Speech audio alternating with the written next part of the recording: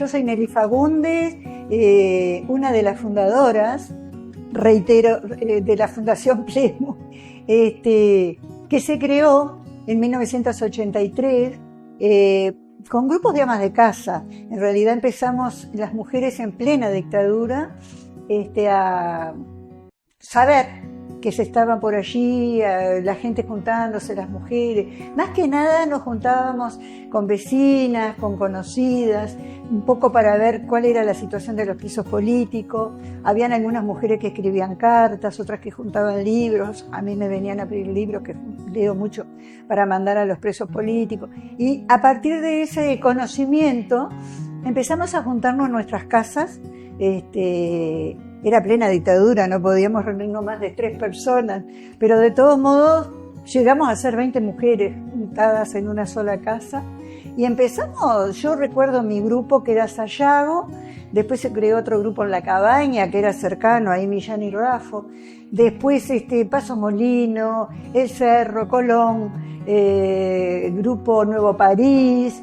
Yo era una de las que, a partir de mis amigas o conocidas o parientas, les avisaba si querían armar un grupo en su barrio, y allá les contaba un poco lo que hacíamos, ¿no? Que fundamentalmente era ayudar a merenderos que habían en aquel momento, ollas populares.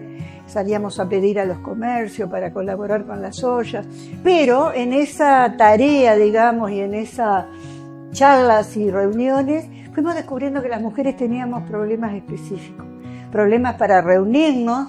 Las mujeres decían: tengo que reunirme entre las 2 y las 4:30, que es la hora que los nenes están en la escuela y que mi marido no está, porque mi marido no me deja. Y ahí entramos a analizar la situación de las mujeres. En esa época, en 1983-84, todavía las mujeres estaban muy atadas. Estoy hablando de mujeres que la mayoría no trabajaba fuera de su casa, ¿verdad? Por eso le decíamos grupos de amas de casa. Si bien había alguna profesional y algunas trabajadoras, la mayoría eran mujeres típicamente amas de casa. Y ahí empezamos a hablar de nosotras mismas. Tanto es así que luego le pusimos a nuestra metodología de trabajo Plemu a partir de nosotras mismas. Porque fuimos descubriendo, qué problemas tenemos las mujeres específicamente. Muchas de ellas se quejaban del tema del dinero, manejo del dinero, que no tenían, al no trabajar fuera, dinero propio, entonces que tenían que siempre estar pidiendo permiso para comprarse algo, el manejo de la educación de sus hijos, el manejo de las relaciones de pareja, el tema sexual, el tema de violencia doméstica. Ahí aparece fuertemente el tema de violencia doméstica.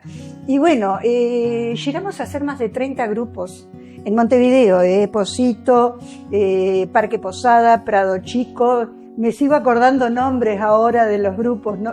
Casi todos teníamos nombre de barrio, no éramos nada originales. Empezamos a hacer actividades de no compra, en contra de la carestía de aquel momento. En aquella época estaba subsistencia en los barrios o en algunos barrios y nos parábamos enfrente al local de subsistencia con bolsas vacías, aplaudir con carteles, por supuesto, que estábamos en contra de la carestía, ¿no? Hicimos una marcha frente al Ministerio de Economía y Finanzas. Empezamos en algunos grupos resaltaba más unas necesidades que otras a partir de nosotras mismas.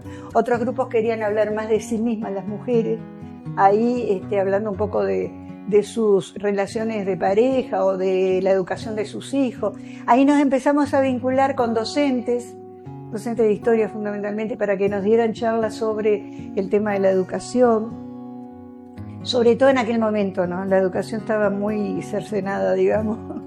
Los profesores no podían hablar de casi nada, y los padres o las madres cumplíamos esa carencia. Cuando estaban dando determinada clase, le decía: no, pero miren que esto además era esto y esto y esto. Entonces como que necesitábamos estar más informadas también en ese tema. Y bueno, y finalmente, trabajamos mucho, hicimos una marcha antes de la apertura democrática, que se llamó la Marcha del Silencio, el 26 de enero.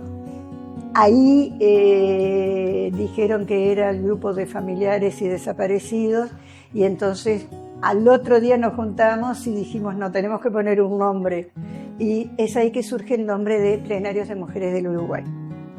Y ahí nosotros, muy empecinadas, unas pocas mujeres, dijimos no, esta riqueza de este trabajo que hicimos casa por casa, con estas mujeres que no tuvieron oportunidad de estudiar o trabajar en algo que les podía gustar, no lo podemos perder.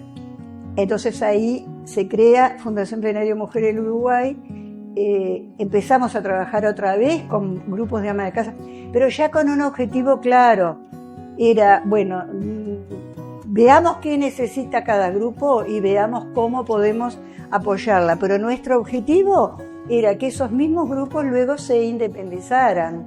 No queríamos que estuvieran atadas a nosotras, sino que crearan otros grupos, otras organizaciones, ¿verdad? Y ahí las mujeres fuimos descubriendo que para hacer política había que salir de adentro de la casa. Porque ¿por qué los hombres participaban más que las mujeres en la política, en los sindicatos, en todo, no? Porque los hombres tenían una vida pública, no solo trabajaban, sino que iban al bar, al boliche, al club de fútbol, y ahí tenían instancias de conversaciones, digamos, ¿no? Y los hombres iban a los comités o clubes de políticos y las mujeres no. Entonces ahí nosotros empezamos a trabajar mucho el tema de la participación política de las mujeres. Empezamos bueno, por supuesto que desde Plemu no teníamos ninguna orientación política partidaria, ¿verdad? Siempre hicimos política hasta el día de hoy, pero entonces una política que aclare y que ayude a la gente a tomar decisiones, ¿no? Había grupos de jóvenes jóvenes muchas veces estudiantes, universitarias que tenían grandes carencias. Nosotros quedábamos impresionadas con respecto a su sexualidad, con respecto a la política, pero grandes carencias. Y seguían siendo universitarias de 20 años que le preguntaban al padre, al abuelo, al marido, ¿a quién voto? Eso nos parecía terrible, porque nos creíamos que era época del 1800 y pico, ¿no? Cuando estábamos en 1980, 90 y seguían haciendo esas preguntas. Entonces ahí empezamos a invitar a políticos de todos los partidos. Antes de las elecciones teníamos esas charlas donde iban por los barrios con las mujeres, no solo contándoles cuáles eran sus propuestas, sino que ellas podían intervenir y preguntarle y cuestionarlos, ¿no? Y bueno, y un poco esa es la historia de la época de las amas de casa.